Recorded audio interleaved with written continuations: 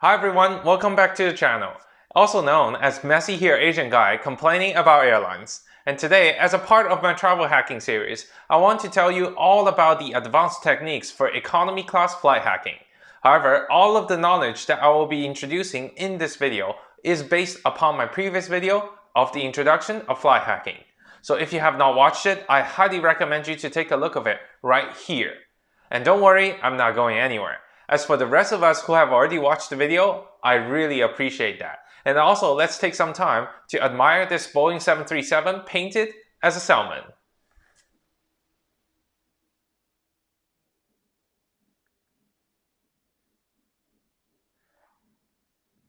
Cool. As for the first tip, I have to reiterate how important it is to be flexible, because flexibility is your best weapon against the airlines when you're booking a cheap flights, even though most of them are already pretty cheap. No matter how many more advanced techniques I teach you later in this video, being flexible is always gonna save you more money than all of the others combined. So if you have one thing that you have to take away from this video, then I will tell you it is subscribing to this channel is the best thing you have ever done in your life, and also flexibility is key when booking economy class ticket. Okay, fine, we will stop beating the dead horse and move on to something juicier. Okay, this is something that not a lot of people is gonna tell you about. It is to know the true cost of flying. And I don't mean those shady websites that will display you a very attractive price in the beginning and only add up the taxes and fees at the very end when they charge your card. No. I mean the true cost of flying. Then you must be really confused. What's the difference between my final price of the ticket and the true cost of flying? Well, actually, a lot of the aspects can actually influence how much you are paying out of your pocket at the very end. For example, if you have a transit time of 2 hours or 3 hours at a connecting airport, you might not spend a dime on the ground. But if it's reaching 5 hours or 7 hours, you want to start considering for a meal. And God forbid, if you bought a ticket that has 20-hour connection time, then you really need to consider going out of the airport and seek a hotel to overnight. And that can add up really quickly. So next time when you're booking a ticket, pay closer attention of how many hours you're transiting on the ground. And choosing a good airport can play a role at your expenditure too. Here are the two main international gateways into Tokyo, Narita Airport as well as Haneda Airport. Each has a lot of international traffic, but Narita is a solid 60 kilometers from the city center. And that means the most efficient way to get to downtown Tokyo is a 1-hour train ride that costs more than $40. While if you fly into Haneda, the cheapest way to get to downtown is a 20-minute train ride that costs $7. So the next time you fly into Tokyo, make sure you want to get the Haneda flights instead of the Narita flights, unless you're just transiting through. And another important aspect that can influence how much the true cost of flying is time.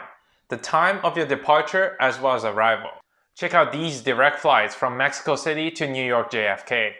All of them have the exact same price. So you would normally just click the first one and get done with the booking process. But if you did that, you would have made a big mistake. That is because Mexico City has no public transportation that can get you to the airport before 6:30 a.m. And that means you have to take a taxi for your first 7:15 a.m. flight. And that can add about $15 to $20 onto your final bill. So if you are not in a rush, of course, pick the second one. It is better timing as well. Who wants to wake up at 5 a.m., right? The final thing that can affect how much you're paying out of your pocket at the very end is this tiny little confusing thing called basic economy. It is not confusing because it's a hidden feature that the airlines don't want you to know. In fact, at every stage of booking process, most of the airline will tell you that you're booking a basic economy ticket, as the point of selling this kind of below economy class ticket is to simply upsell you into buying a regular economy ticket. No. The confusing part is what it means for each airline, because every airline has a different policy for basic economy. It differs from one to another. Let's take a look of these flights from New York to Los Angeles. You can see both Delta and United have the same price, $126. And if you click into the Delta option, you can see it is a basic economy ticket. But besides the normal basic economy restrictions, you are still allowed one free carry-on bag with Delta. But if you click into the United option, you're gonna find out that their basic economy actually does not include any carry-on bag, And the only way you can take that rollerboard with you on board is actually paying $40 more for a normal economy ticket. So be very careful of what the airlines are offering with their basic economy tickets. And just a side note, the entire basic economy thing is a sham. As if you take a look of these other flights offered on the same day, all of them have the same price. But you can see those ones with this specific sign means it is a United basic economy ticket that does not allow you to take a carry-on on board. But if you take a closer look, you're gonna find out some of these United flights allow you to take a carry-on despite the fact that they are exactly the same in terms of price. This is because all of these depart from the more prestigious JFK airport, and they have to compete with Delta as well as American Airlines. And this makes United simply make the normal economy ticket to be $126. And that means they do not pass on any savings to you when they sell you $126 for the basic economy ticket that departs from Newark, because they have more market power there and they can charge whatever they want. So next time, whenever someone tells you basic economy is good for the consumer, you will know that is a lie. This screenshot clearly shows that United simply created a problem that you have to pay money to solve. They took away your ability to buy a normal economy ticket and made it a basic economy ticket without reducing any price. Now you know the true cost of flying. Do you simply just go out and buy the cheapest ticket overall? Not necessarily. Because the other piece of the puzzle is to know how much you are getting out of the money that you will pay. So for example, if you have two airlines that's flying the exact same route and they're charging about the same amount of money, which one do you pick? Of course, the airline that maximizes your comfort, right? And how do you know an airline is better than the other? Well, I happen to have this handy video right here that will rank every single major airline in the world and put them onto a tier list. So you can go and check it out for yourself if an airline is better than the other or not. And let's put it to the real test. These two tickets that take you from Toronto to Tokyo depart around the same time in the morning and have around the same amount of transit time on the ground. Both of them arrive at the more convenient Haneda airport. And most importantly, they are exactly the same in terms of price. Which one do you choose? Well, if you take a look of my airline tier list video, you know you have to pick the first one if you cherish your kneecaps. This is because ANA on my tier list is an S-tier airline, while United is a measly C-tier airline.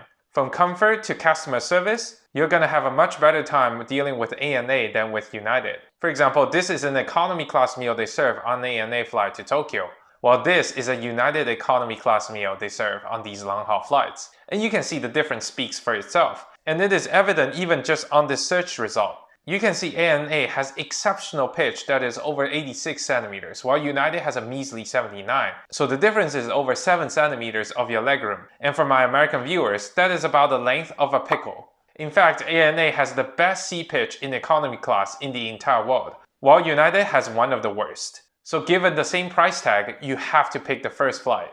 Now that you have learned all the tips of how to get a cheaper economy class ticket, let's see how you can do in this tiny quiz that I have prepared for you. Are you ready? Here are all the direct flights that can take you from Milan to London on a particular day. And let's focus on the cheapest few flights. Take a closer look and figure out which ones are better for you to get from downtown Milan to downtown London in the fastest or the cheapest way possible. Pause the video if you want to figure it out yourself before I reveal the answer, which I will do after this 10-second continuation of our Salmon Airplane appreciation effort.